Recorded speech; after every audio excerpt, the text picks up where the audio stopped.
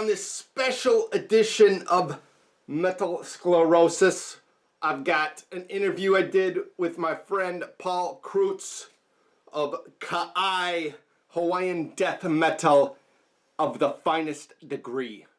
I first met Paul in the chat room of a certain guy named J-Dog, and then I would find him in Jawaba and Death Metal Podcast and Necron, and I asked him if I could do an interview with him, and he said yes, and it was great.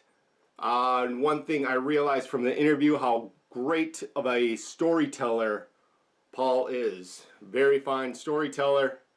After I was done with the interview, I found that I had something that I had to do a little bit more than just publish. I'd edited a little bit. It took a while. Paul was patient, thankfully. And this is what I've got. I hope you enjoy. Apologize for a lot of the edits. The sound on my part was not the greatest. And I was very close to my laptop camera, which was very funny at times. I'm sure it will amuse you as much as it angered me. And I hope you enjoy. And in chronological order here, make sure they're in chronological order. The first album Paul put up of Kai, the Conqueror King. Tales from the Land of Fire. And Glimpse into a Violent Past. So go out, got some samples of Paul's music in the interview here.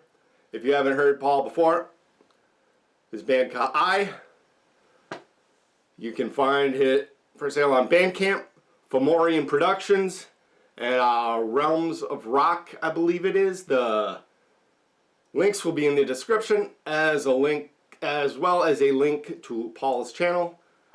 Check it out.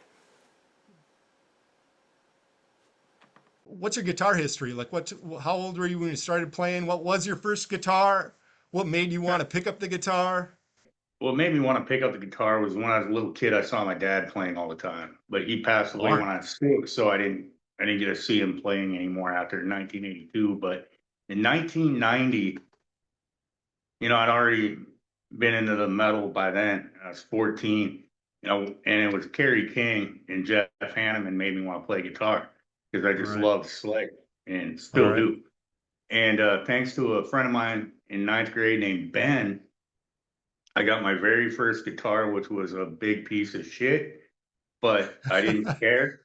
It was What model was it? I'm just curious. As a guitarist, I'm curious. What model was it? You remember? It was a Montaya, Fender Strat wannabe, a Mexican Strat, basically. Okay.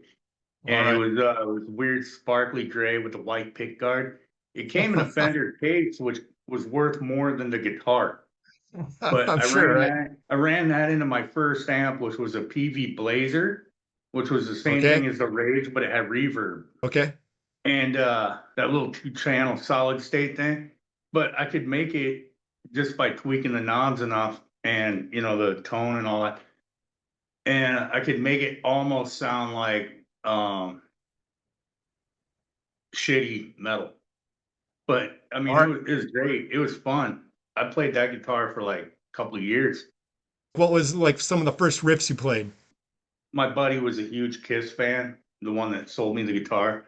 So I learned like God of Thunder, War Machine, as well as, Black Sabbath, Iron Man, Sabbath Bloody Sabbath, Electric Funeral.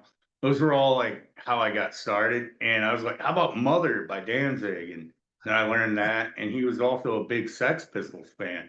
So I learned a lot of Sex Pistols. That's funny because like I can kind of hear like a little bit of a punk aesthetic in what you do. That's because I love old hardcore too. Like I also love Bad Religion. I love Old Black Flag. Same here. And he would listen to that all the time. And also at that time I was living in the hometown of the Melvins of Montesano, Washington, which was not very metal friendly or punk friendly. It was mostly rednecks. So being in that town and him being so like influenced by the Melvins, I learned a lot of Melvin style playing. So I was trying to learn Slayer, but there was like nobody else around me learning Slayer. So I had to do it on Right. my own. But he Sure. would teach me at least, like what he knew, so that way I could take it home and be like, okay, I can play the Melvin's Night Goat, but I want to play Deicide, and Right. The first band I really liked, which you hate, is Megadeth, and yeah, like yeah, I'm that a was like the fan. first, yeah. And like it was hard to find a guitar teacher who could even knew how to like play like any like Megadeth or any kind of that kind of metal. It was just kind of over their head. They all wanted to teach me classic rock.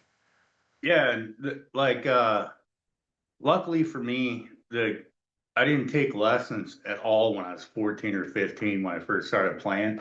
But luckily for me, Kurt Vanderhoof from Metal Church lived Okay. over in Aberdeen, Washington, which was 10 miles away from me. Okay. And so while all the kids were trying to be like Kurt Cobain, since that's his hometown, I was sitting in a store called Rosevere's Music in Aberdeen, which is where Kurt would go shop all the time. And any musician, that was your choice. Otherwise, you had to go 45 minutes away to Olympia. So I'd go in there, and they were always great to me, nice people. But I met Kurt Vanderhoof by chance. He was like not Wow. in metal church at that time, Okay. and he was a garbage man, but nice guy. And he gave me like probably a couple lessons, just a handful, helped me with my technique because I was really sloppy back then. Okay. I mean, I Yeah. could play Slayer, but he taught me how to play metal. Everybody else Yeah. taught me how to play punk or how to play like classic rock type stuff. For me, it wasn't always about technique. It was about like reading the articles and finding out guys from Obituary were like, "No, man, I just picked it up one day and I just started doing Yeah. this and it was Yeah. heavy." And I'm like, "Oh, so you don't Yeah. need classes." But also back then, what was your guitar teacher? Guitar for the practicing musician? You might get that one metal song in there, and then the Yeah. rest is Maybe like once every six Hendrix issues. Yeah. again. Yeah. Yeah, they had the speed thrash metal special Yeah. edition that came out. No, it was called I Speed remember Demons that. of Metal. Speed Yeah. Demons of Metal. It had Angel of Death. Then it had Napalm Death, Suffer the Children. I think it had a Morbid Angel song, but I don't remember. And it had Slowly We Rot. But also back then I had to learn by ear. So a friend of mine at least taught me how to tune my guitar. So I could, and then I would tune to whatever tape I was listening to. So I had to put on like Right. Show No Mercy and make sure I was in E standard and then rewind, play. And then next thing you know, I'm playing Black Magic. And then, Right. um, and then it just started taking off from there. And I didn't even know what palm muting was. I just found out I was doing it by chance. And I didn't know about tremolo picking. I just found out I was doing it because that's what they were doing. But luckily, you could actually buy the tab books if they had them in stock, or if you ordered them out of the back of a metal magazine, or what they Right. called a metal magazine back then, like Rip. Right. I Metal Maniacs. Yeah. like Rip. I Metal remember that. Mania, Yeah. Metal Edge, but yeah, you could go to the back of the magazine, and it would have like all the ordering crap that you could get. And I was like, "Hey, mom, I want to order this book," and she's like, "No." And then I found out if I asked nicely at the music store, they would order them in for me. Yeah, I remember like looking in a Metallica tab book once and seeing that like they'd have Mhm. hit the open string, and I'd be like, and I wouldn't even hit the open string. I'd just be like, like, because I couldn't play that fast. Like do that. Yeah, So I just concentrate on that. I remember thinking, this is crazy. How can they play this fast? But then you I get there thought and you're that like, about it just takes some work. Yeah.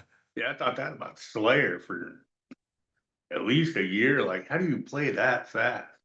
Guitar equipment. I know you've Yeah, got the Line 6. That sounds amazing. thank Like, you. what are you recording into?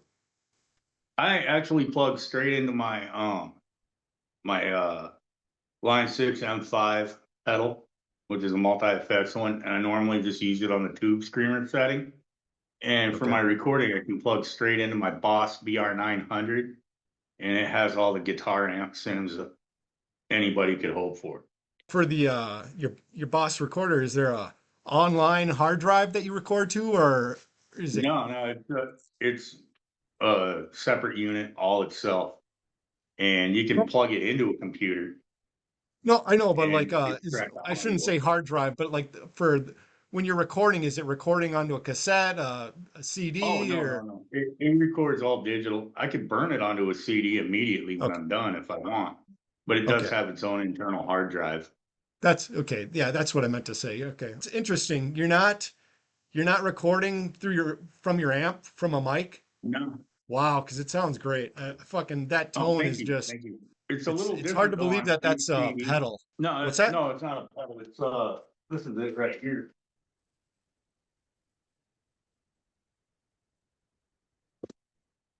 This is it right here. Boss BR900.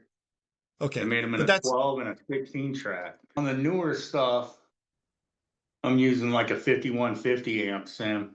And then I also blend in like a Mesa and then a Hughes and Kettner. And okay, it's all nice. in that. And that Nice. and it I don't know why they weren't more popular. The first one I owned was like $300 used. And it does everything I need. It's got the drum machine built in. It's got all the amp sims built in that you could ever hope for. I mean, it's got the SLO 100 in there. It's got a high gain Marshall if I decided to use that. And all I do is I just slam the already extremely overdriven amp head with the tube screamer, Okay. the All right. setting that's on my M5 pedal. The BC Rich the War Beast there. Yeah. Is that the main guitar that's used on everything, or Yeah, okay. everything except Palila was recorded with the War Beast. Palila was recorded with the Mockingbird. I'm still getting more and more comfortable on that guitar every day. My Mockingbird is a 1989 NJ series. I mentioned in a lot of my videos, I got it as a gift from a guy on YouTube whose channel name is Deathcourt666. Okay. And I never say his name because he's never given me permission. And he and I we keep in contact. Right. But he has a lot of guitars, and he said he made a video one day about giving that guitar away. And he's like, or it was a post. I can't remember exactly which one it was, but he said, say why you think you deserve the guitar. And or you had the option to buy. And I left as a joke. I said, oh, I think I should get it just because I'm entitled, you know, being silly. And he, thankfully, he read um, my comment in the way it was intended, like joking around. And so he said I won. And he wanted it to go to somebody where he knew it would get played because the Right. guitar is not a display piece. And, like this War Beast I've had 14 years now. And Wow. I, I love it. I don't care what anybody says.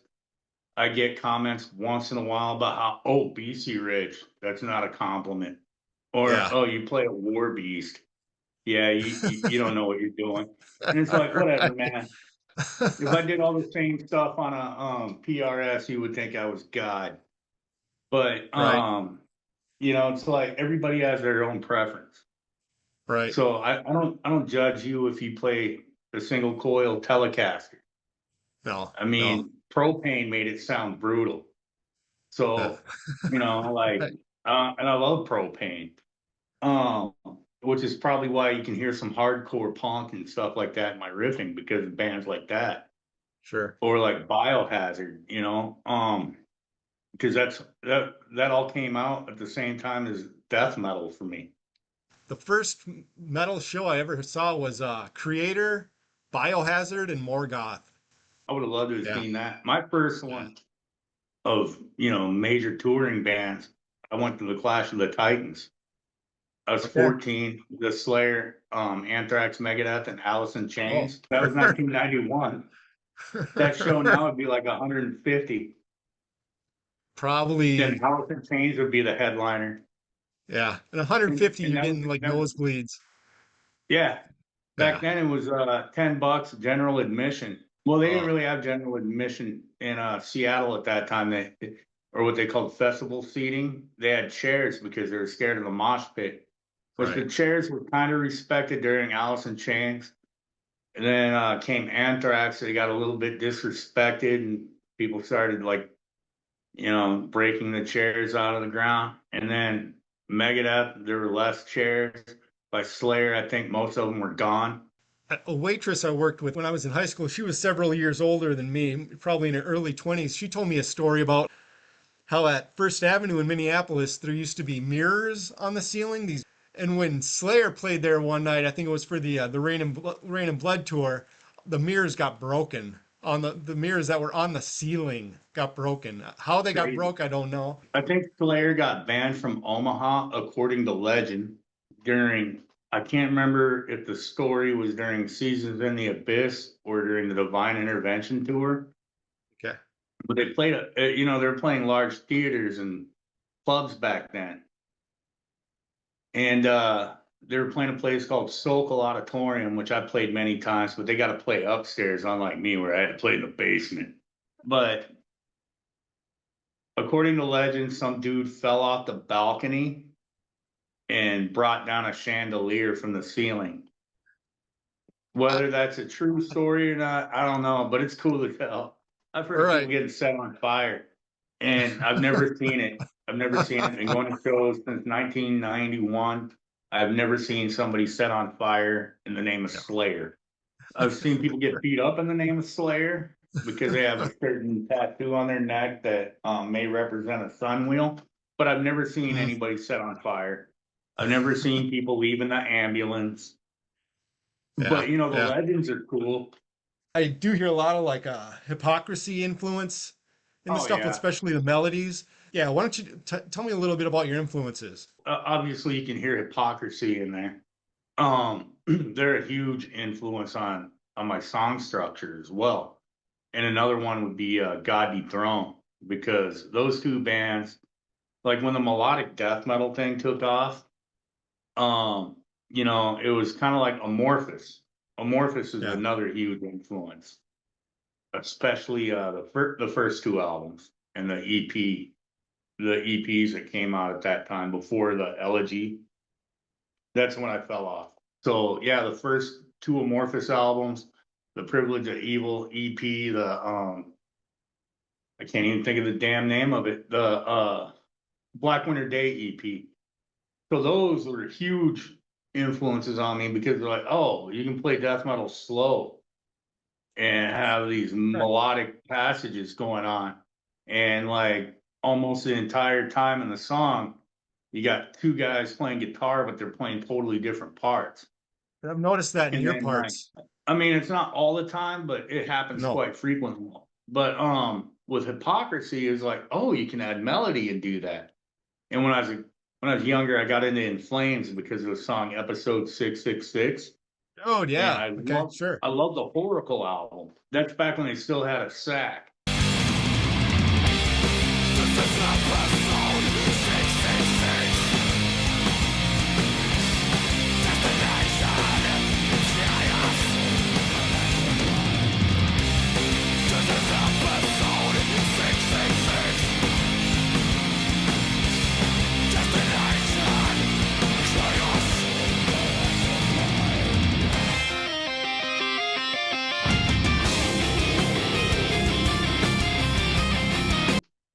And then also Asheron is a big influence, because like if you listen to the way the riffing flows in an Asheron song, it all makes sense, and it's like it flows from one riff to the next.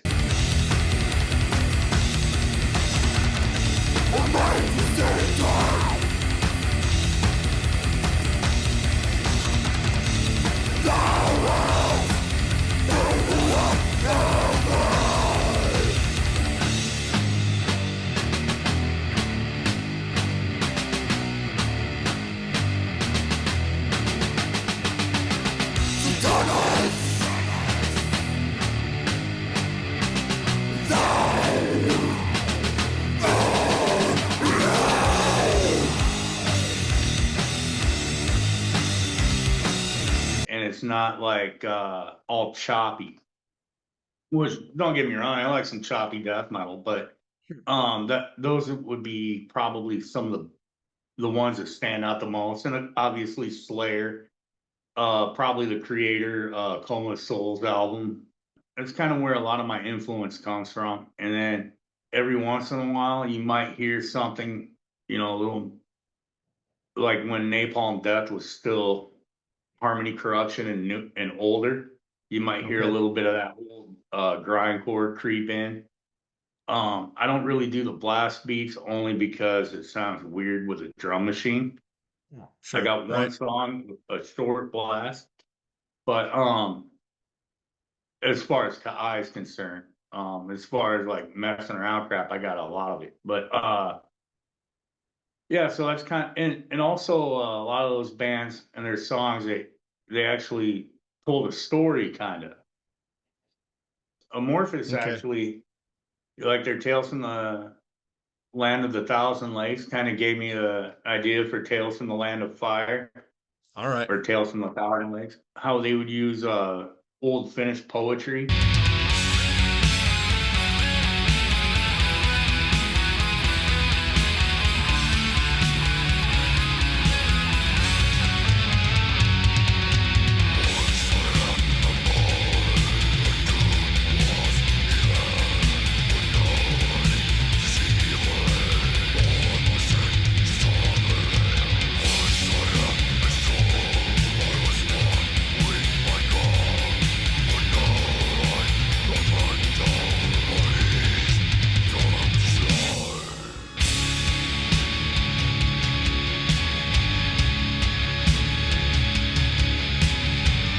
For me right now, you're like the king of mid-tempo death metal, dude. And there's not Yeah, enough of it right now. Everything is so goddamn fast, and it just sounds like a big fucking garbage can of riffs being rolled down a fucking hill. like for me, I never cared about being the fastest, which if I want to, I can play, the faster stuff. And I do that in a lot of my shorts. But if I take a riff I did in a short and turn it into a song, it completely changes in tempo or whatever. It might be Yeah. faster, it might be slower. Like I Shall Conquer started off like probably half the tempo it is now. But Hmm. I really like to be between about 120 BPM and about 170. Right in Cool. there. That's my Cool. comfort zone. Cool. Like the Nuclear Assault cover I did, I think their tempo on that song for them is slow on Cross of Iron because that's a 170 BPM, then it goes to 180, then back to 170, and I think it goes all the way down to 80 at the Hmm. end. Well, that's cool because it's like, I don't like when it's just constant. I mean, some songs need to be fast the whole way through, Yeah. but sometimes, I like it when it starts off one way, then goes to another way. And I think listening to Creator taught me a little bit about that, as Mm. well as Yep. Hypocrisy, especially on like the final chapter, those songs. Mm. Um, like Fire in the Sky. Who'd have thought you could have hummable, catchy death metal where, the whole crowd's singing along to the chorus line?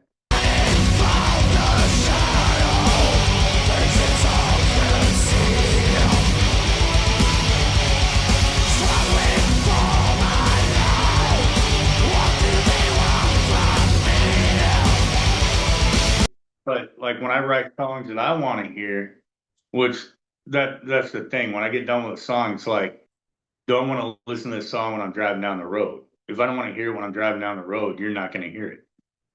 And like I think that good mid-tempo chug is just Yeah. perfect Yeah. for a lot of Yeah. stuff like that. Yeah. Some people write songs that you can only listen to when you're sitting in a candlelit dining room or living room Right. or in a darkened bedroom. But I want to write the shit where you're like, as that one J Dog guy says, hand on the steering wheel, window down, elbow out the window, bobbing your head while you're driving. I want to write that song. Yep. You know, Yep. I want it to be to be just enough where you're like, what the hell is he doing? And then when I show you what I did, it's like, oh, that's all. God, that's so easy.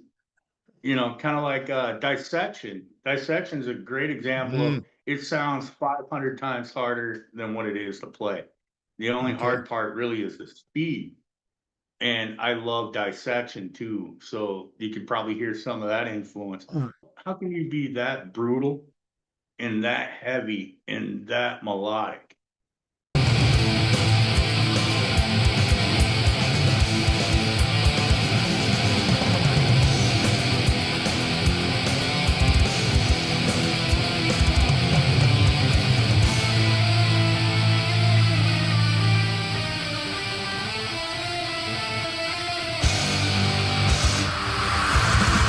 My very That's first YouTube video ever, yeah. my very first one, some guy where I used to work was said, I don't believe you play guitar. Mhm. And I was like, what? He goes, I said, you can come over anytime, motherfucker, I'll play. And he goes, just put it up on YouTube. I'm like, all right. So my very first video was because somebody didn't believe I played guitar. And Hmm. then I was making shorts, playing like random riffing of mine, Right. or Dude, I just shit remember in my that. head, or like Chemical Warfare came out one time, and like I do all my shorts the same way I prepare for my videos. I turn on the gear and then I just whatever comes out that moment. It might be Queen of the Reich by Queensryche. I don't put any thought into it before I hit record. It's Okay. what these hands do on that guitar, and that's what happens. And then I'm like, well, fuck, I got this Boss BR 900. I wonder if I can remember how to use it. So I recorded The Gathering by Amorphous just to see All right. if I could play all the parts and program and mix and all that. And I'm like, not the best, but I've heard worse. I've Right. listened to black metal. I've Right. heard worse production. And Right. because like I'm not trying to sound like something came out of Abyss Studios or like something came out of Morrisound. I'm just trying to. Can you hear the drums, the bass, and guitars in my voice? Yeah. Okay. That's Uh, that's all I care about. But so after I did that, I was like, I wonder if I could write a whole song by myself without having to have another person write my lyrics because I was never a lyricist. And then I wrote Night Marches.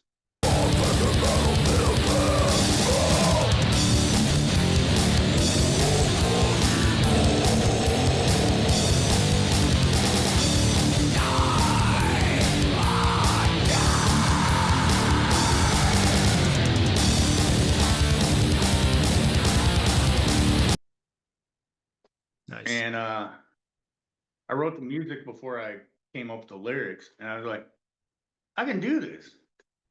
But, then of course I'm like, I'll put it up on YouTube, see if anybody likes it. And a few people like it. And, that's like the icing on the cake for me is that somebody liked it other than me. Right. And, then came First Contact, Colonize, and then everything after that. But it all just started because some guy was like, I don't believe you play guitar. Cool. Wow. And, That's like now awesome. I've been playing 30 fucking years, but 31 years. No, fuck, Paul, do math correctly. I'm 49. I started at 14. That's 35 years. But yeah, so that's it all just started because somebody said, I don't believe you. And then next thing you know, I'm like, but with the night marches, I'm like, what am I going to write about? I got the music, but what am I going to write about? Everybody's already done Satan, gore, war, Right. Vikings, which as far as I know, I'm not of Viking descent. I know I am of German and the entire United Kingdom. I could write Roman death metal. I'm part Italian. But I mean, like, I know I got all this.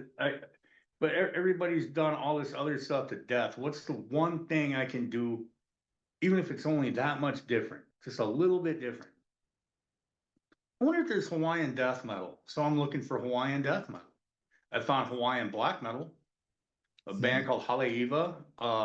I think they're pretty good. A band called Kukaili Moku, I think is pretty good. And but I want to hear fucking Hawaiian death metal. I guess I got to do it. I can't Right. find it, so I guess I got to do it.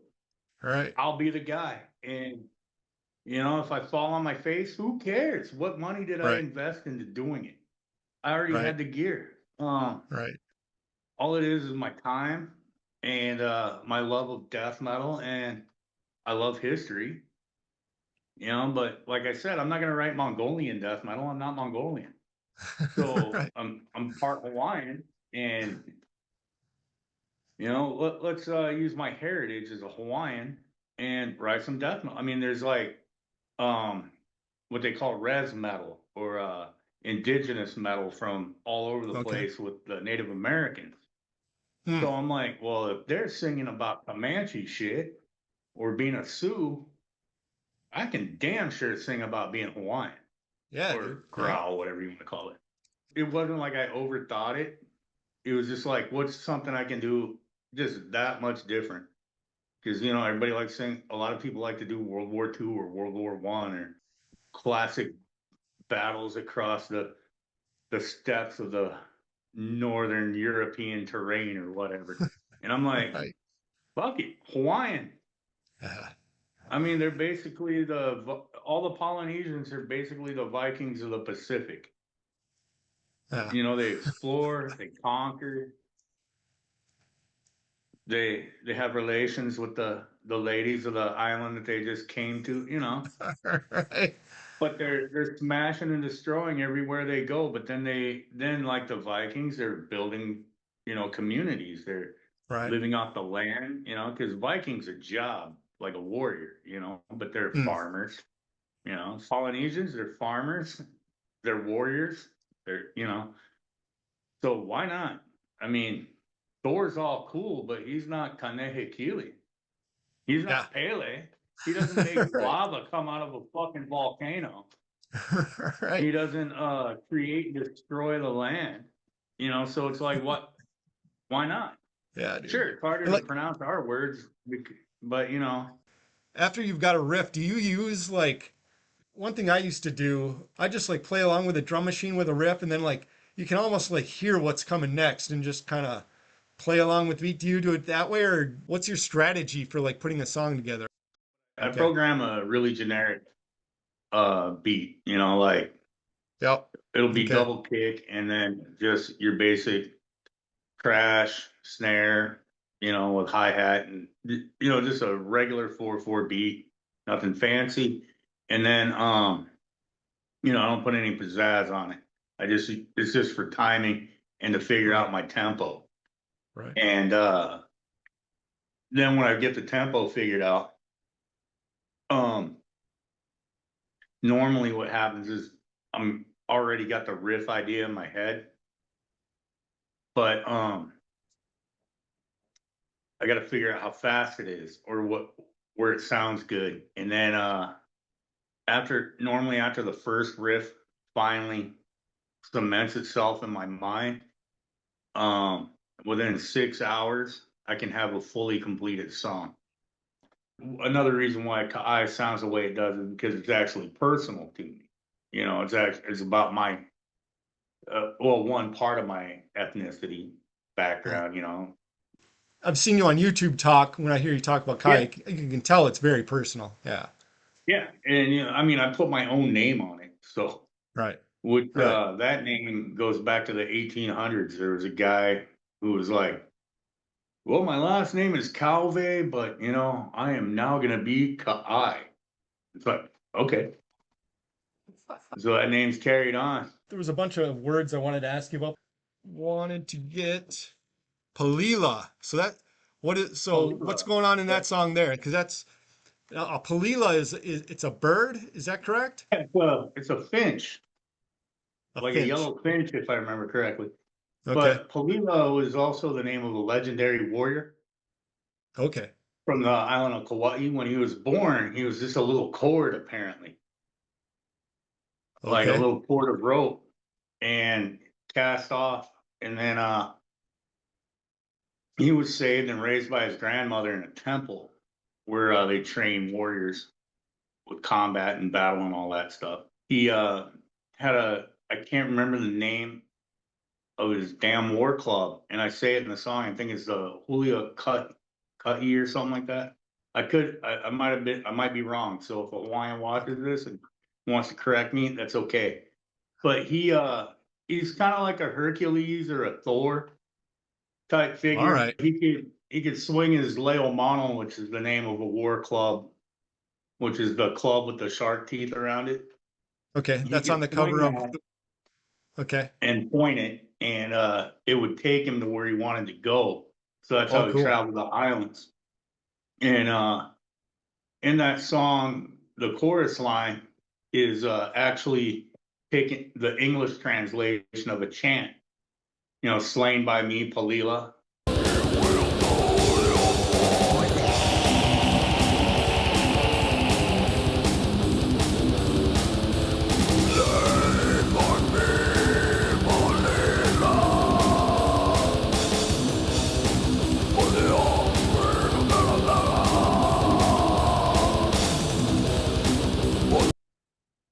Throughout the song, it just gives an overview of like his first battle, and then of when he fought a giant named Olopana.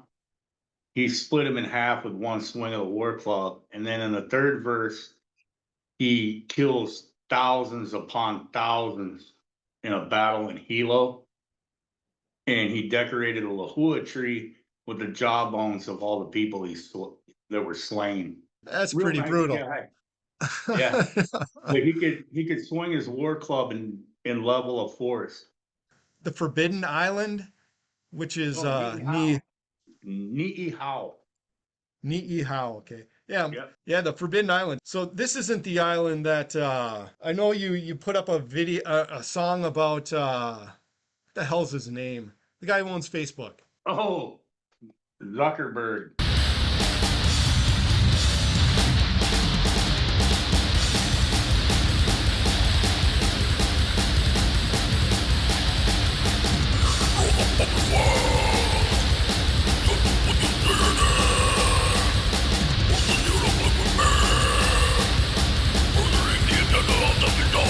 Isn't there an island there that he purchased land that no one was supposed to be able to purchase?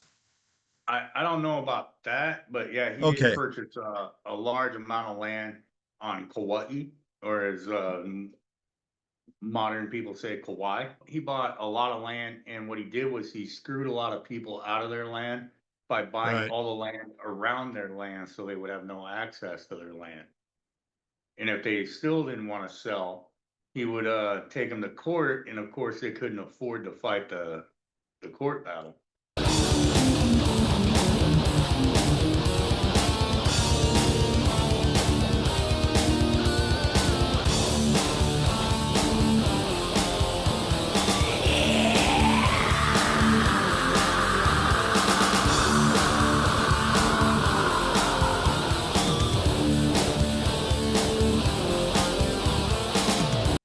Demons of Ni'ihau, and that was Okay.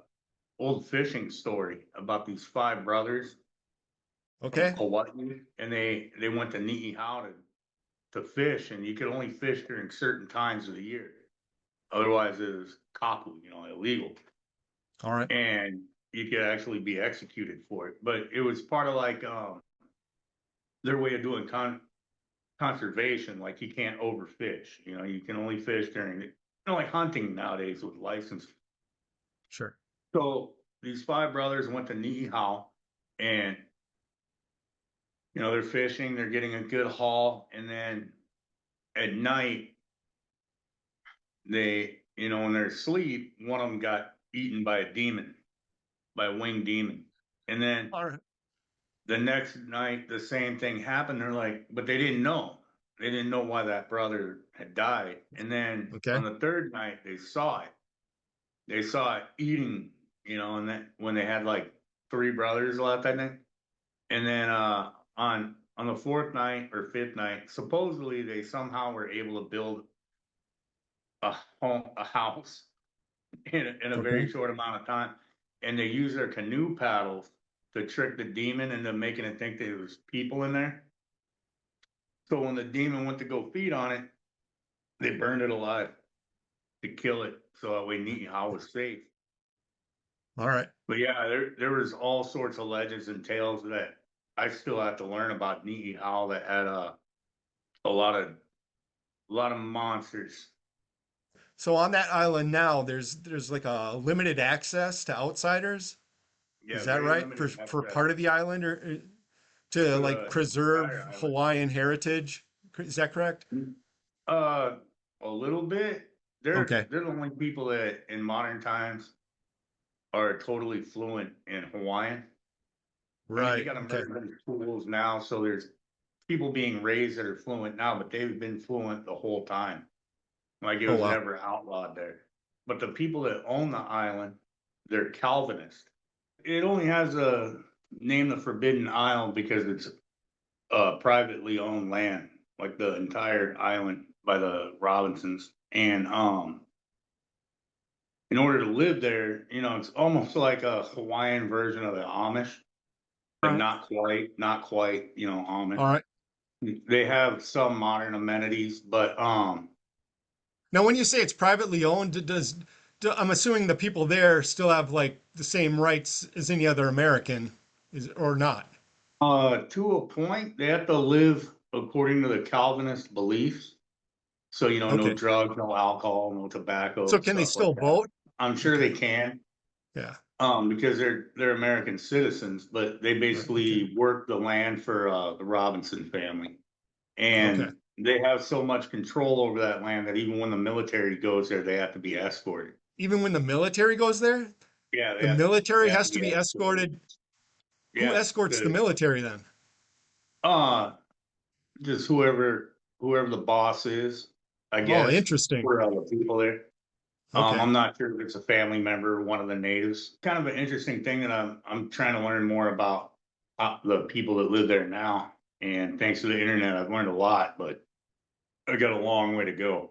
The first two albums, like 80, I want to say like 75% like melody, heavy like Mhm. aggressive melody, but like the newest one, it's a lot it's almost flipped it. I want to say it's like 20% of that melodic heavy metal that you do on like the first two, and the rest Yeah. it's a lot more violent. That's yeah, sounding. Well, like the song with pretty much no violence, unless you consider the creation of the universe and the earth and all that, is From the Night.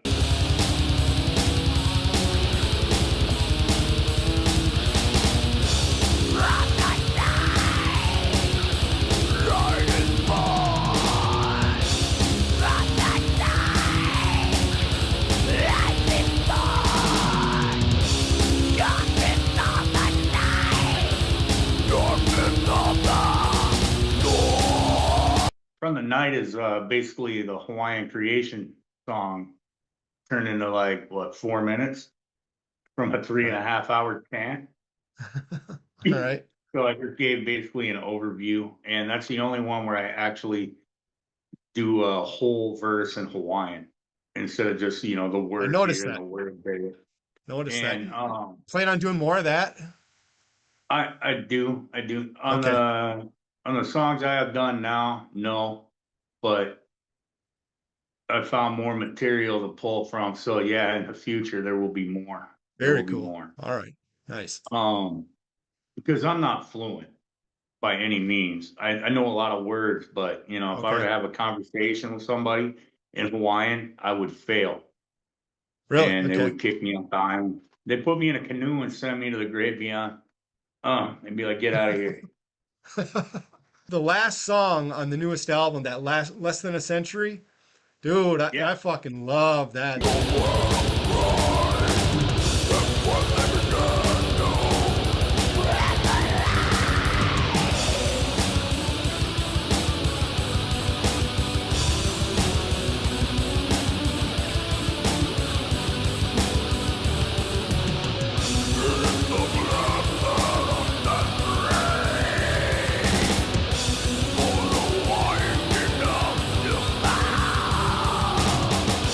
it's just a great closer too. It's like, do you take a lot of time like figuring out the order of songs, or is it something that you don't put a lot of thought to, or how does No. that work for you? So the Conqueror King, how that one worked for those 5 songs, it was chronological order All right. of when the events happened.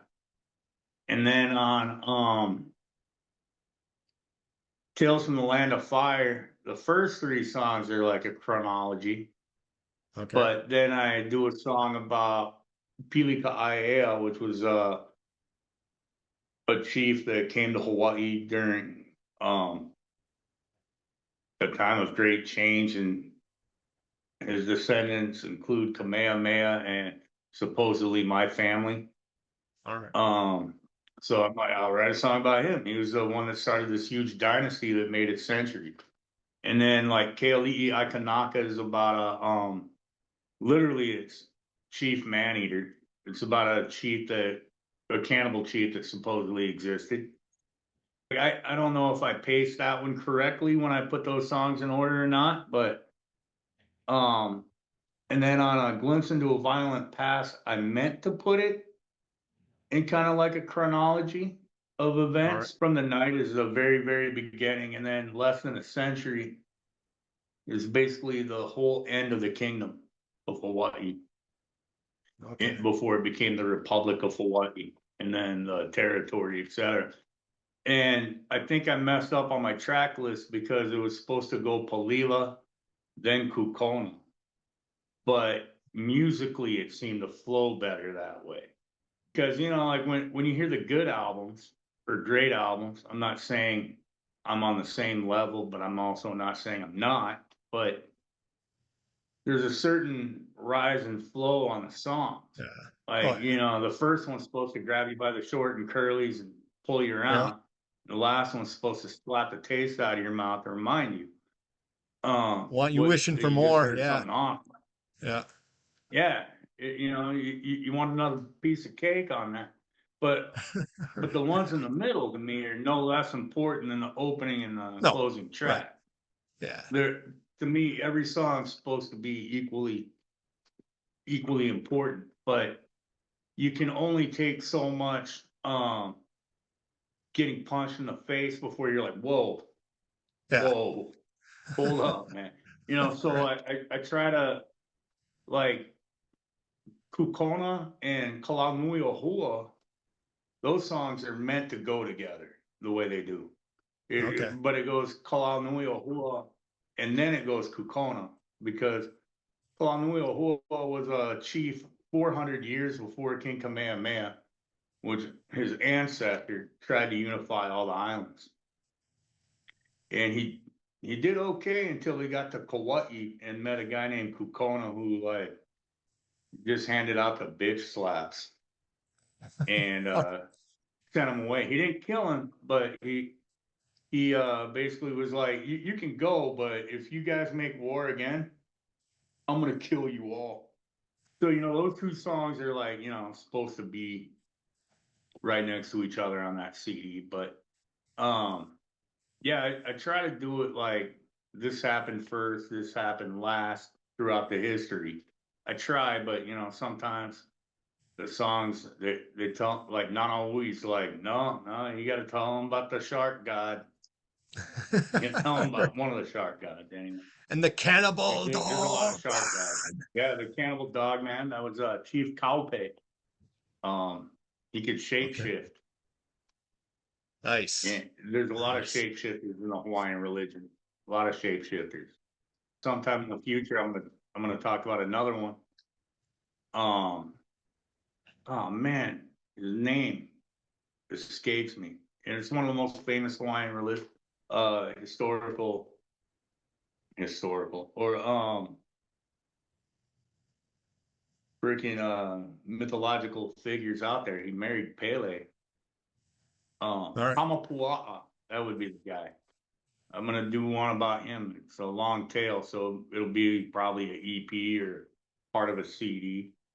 I hear this like majestic sadness and loss. I mean, it's heavy and it's aggressive, and it's, melodic. Within that, there's also this like inner fire, this feeling of hope and carrying on.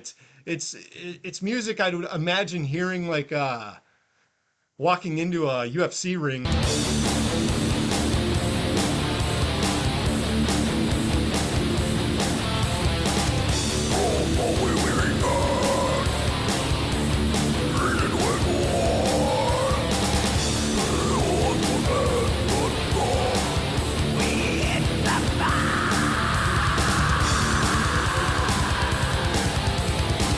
I Shall Conquer, dude.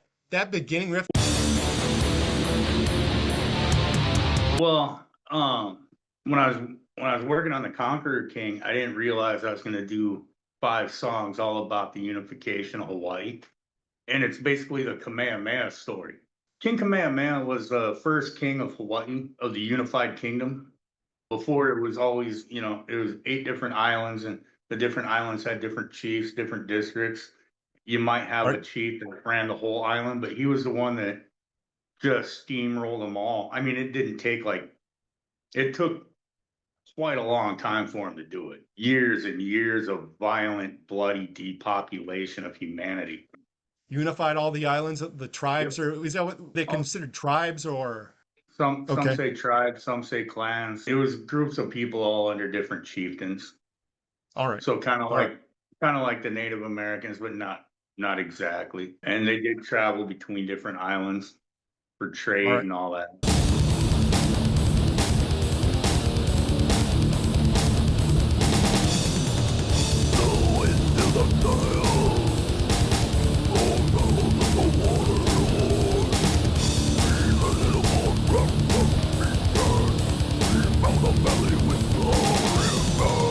I grew up on Maui originally, All and right. then after my father passed a couple years later, I ended up in Nebraska, then Washington, and back to Nebraska.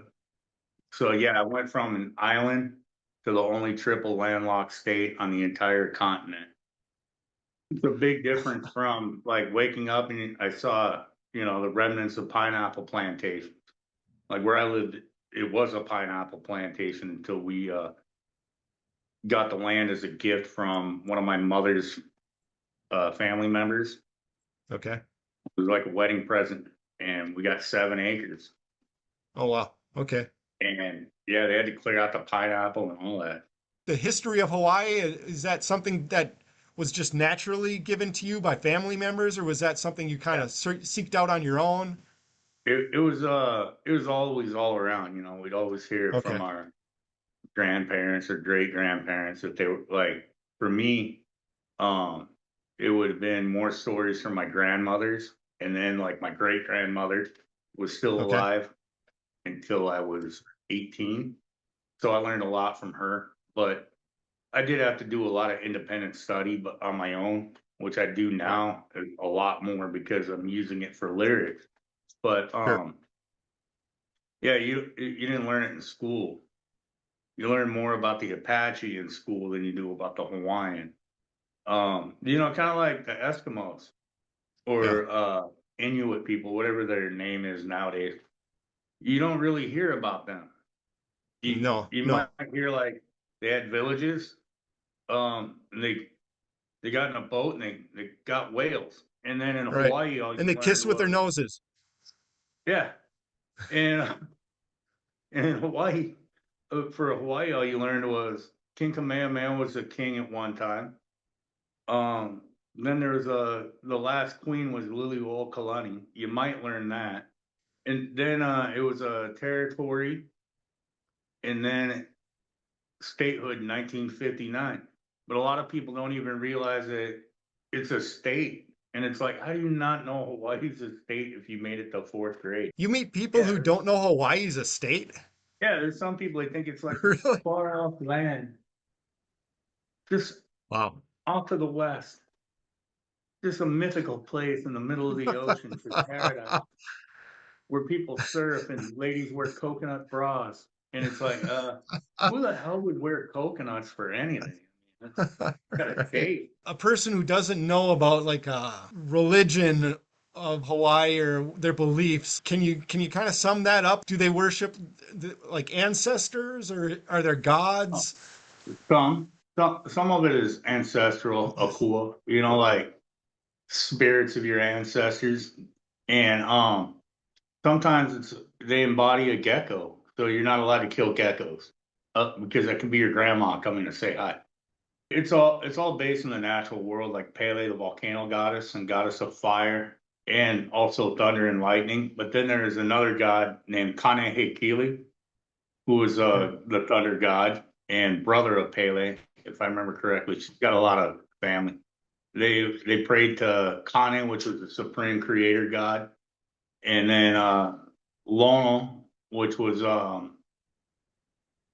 another one of the main gods. He's like agriculture and during the season of Lono, which is Makahiki, no violence, no war, no fighting, nothing. Which is what was going on when Captain Cook first arrived, and that's like Oh, during the winter months, as okay. we would know. And I mean, yeah, they got snow on Mauna Kea, which is a 15,000-foot volcano, but also they would worship Kanaloa, which is the god of the ocean, and they would also pray to various shark gods. I mean, there's gods upon gods upon gods, and I barely even scratched It the almost surface. it almost sounds like On my Hinduism or shirt, something. yeah, and on my shirt, which is the cover for Glimpse into a Violent Past, is Kukaili Moku, the snatcher of islands or eater of islands. He is the god of war, which King Kamehameha was the keeper of Ku, which is the shortened name. He's got a bunch of different names of different suffixes. And Kukaili Moku is the snatcher of islands. He's got a name for, I don't know all the names off the top of my head. I got a list somewhere written down, but he's a god of many things. I think agriculture's on it too. But yeah, so they have numerous, and the shark gods are an insane amount. In Hawaiian, like religion or I don't know what to call it, spirituality. Is there an afterlife? And if there is, what is it? Yeah, but I don't know much about it because there's not a whole lot that I Okay. found mentioned about it. I mean, it's kind of like similar to the Greeks, you know, the land of the dead. You know, you got Okay. your spirit world, and then you got your. So it's very similar from what I've read. All right. All right. Cool. Um, it's not like hell and heaven, like Hmm. the Abrahamic religion, but there is a lot of human sacrifice. So yeah, Yeah. there's that. When I think of like traditional Hawaiian music, I think of something that's very percussive. Is Yeah, that correct? Yeah. Okay. Is there yeah. is It's there is very, there it's very instruments they progressive. use or They basically just like drums. They okay. beat drums and they use a conch shell, but the conch shell, depending on what pitch comes out of the conch shell, depends on if you're calling for everybody to go to work or come to a meal or go to Hmm. war. Okay. It's not like unfortunately, they weren't sitting around playing guitar back then. We didn't have that until the Portuguese immigrants of the Okay. 1800s brought what everybody knows now, with the Hawaiian folk music and stuff like that. They sing songs of love Oh. and family, where I sing songs of destruction and devastation, And lyric process. like all Can you go into guitar. that? The lyrics for that, like if I'm sitting there going, which on my newer songs is more of a storytelling thing, but like the Conqueror King on that one is kind of like, what did the guy see that was watching it happen? You Mm, know, so I okay. try to go from and not firsthand through Kamehameha's eyes, but like the guy standing by him. Okay. Um, Cool. I try to do it from that perspective, but some of them, most of the time, it's from the perspective of your goofy ass Hawaiian uncle telling you stories about the night marches, trying to scare the shit out of you, or whatever, or Right. Nice. like so. I try to tell the story, but some of the songs I could grab that song and tell it from like three different points of view and write like three or four different songs based on anything off the Conqueror King or Okay. some of the other ones like As We Seek Distant Shores. That one was kind of like from the perspective of one of the guys in the canoe on their way to Hawaii from the land of Kahiki, as they called it, All right. in the Nice. southern islands of Polynesia. You should do a channel where you talk about this folklore and stuff, dude. I mean, are there I thought channels on about YouTube? actually for the song Battle of Kapanavai. That's if you pronounce it correctly. There's a lady that talks about it, and I wish I could think of what her channel is. I didn't even find it till after I wrote the song, but she basically says all the same things I do, but Hmm. like she's really passionate about it while she's talking about it, but she's also, kind of reserved with her emotions, but you can tell that she's really into telling you about it. And All right. there's a lot of channels where they're so dry.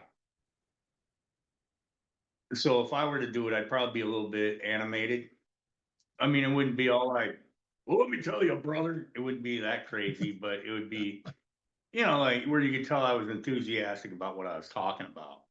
Right. Right. Right. And I'd Oh, probably dude. actually script it out a little bit because, like, most of my videos, if I'm talking about whatever I'm talking about in a video, I hit record and it's just whatever that train of thought's doing in my head. Maybe Yeah. somebody left a comment that caused me to say whatever I say, but it's just whatever the hell's coming out of this brain is what comes out on my video. Right. So And I mean, you're yeah, and I watching the think train wreck as I'm experiencing it. But it's like if I made one person pick up a book and go, what the fuck is this guy talking about with Hawaiian history and shit? What's this dude talking about? If I made one guy pick up a book and go, oh, I'm learning about, Pele when he came to the big island of Hawaii when he was traveling with Pa'au, a kahuna from Samoa or Tahiti, depending on what version of the story you read. And he brought the war god to Hawaii. Oh, that's cool. Like if I inspired one person to pick up a book and read about anything that I sang about, that's awesome. If I made some Hawaiian kid sitting there going, "Oh, brah, I know, like rap music. I don't want to play fucking reggae. I want to play metal, but I don't want to play metal about like Europe stuff. I want to do it about the Pacific." If I made one Hawaiian kid pick up a guitar and go, "Yeah, I'm doing fucking death metal about Hawaii," then hell yeah.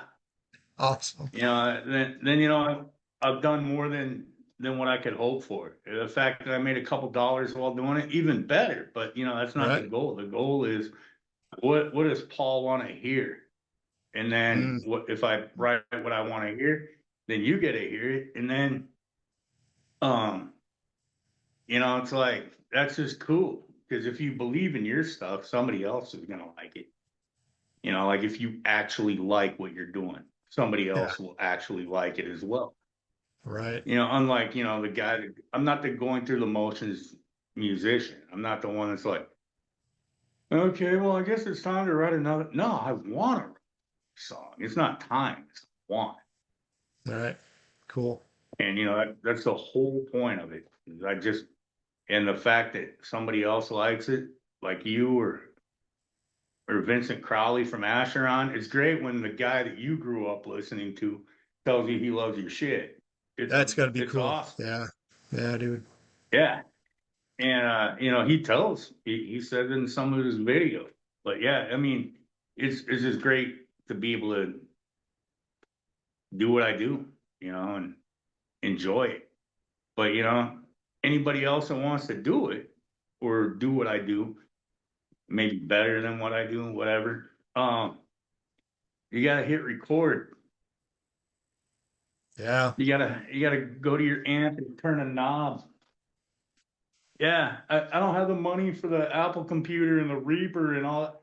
Motherfucker, I don't either. Yeah. I've never mixed before. There's enough YouTube videos, you'll figure it out. And also, if Right. you just like move a slider, do you Right. hear it enough in this ear or not? That or that one, you know. But if you don't even try, you automatically Yeah. fail. I would rather. Right. I've tried a lot of things and failed my ass off, and I'm fine with it because at least I tried. Right. Cool. You know, not everybody can sit there and go, I can fix a fucking 185-foot aerial lift. Not everybody can do that. Well, one day I couldn't do that either. Right. And then I clocked in at a job, and next thing you know, I'm fixing aerial lifts to go from as low as 19 feet, electric scissor lifts, to diesel powered 185-foot booms. I never fixed a cat track loader before, and then one day I'm fixing a cat track loader. I mean, you know, being a mechanic, being a musician, being an artist of any kind. Hell, you can't read a book if you didn't open it. Right. You don't know if you're gonna suck at cooking if you didn't crack an egg into a skillet. You know, I mean, if you don't try, you already lost. I So, noticed you on know, the I try to apply that. I noticed on the latest album you actually you must have had that opinion for a guitar solo because there's a guitar solo on there on the newest one. Yeah, yeah, I and mean, that was on Palila. okay. Yeah, I don't really do guitar solos. I mean, I think some of them are cool, and I think some of them are pompous and arrogant and have no place in the song that they're in. Right. And then sometimes like Vital Remains, they're pompous, arrogant, and go with the song. It's part of the song where you're doing the vocals, though. It's part of the verse, part of the chorus. I Yeah. mean, am I Dave Suzuki? No. I don't know who else is, but Right. um I'm not trying to be Dave Suzuki. I'm only trying to be me, and there might be another solo on a new Awesome. song too. You're right. Your son plays guitar. So like what are his influences? What are Yeah. his main influences? Other than me, he really likes I mean he does love Slayer and Metallica a lot. And unlike me, he plays more guitar solos. Okay. So Kirk Hammett's been a pretty big influence on him. He also likes Randy Rhoads and Zach Wild Nice. and All right. obviously Tony Iommi. He plays a lot of that, but he'll also turn around and play like the Power Rangers theme song from the TV show of the 90s. Awesome. That's awesome. Sweet. Yeah. All right. And he Uh, does a lot of the two hand tapping and all that crap better than me. all right. So is he mostly like a rock metal guitarist or does he have other influences too or Yeah, he's more of a hybrid guitar player than me, where I'm basically death metal and thrash metal with some okay. black metal thrown in. He's got more variety than I do. All right.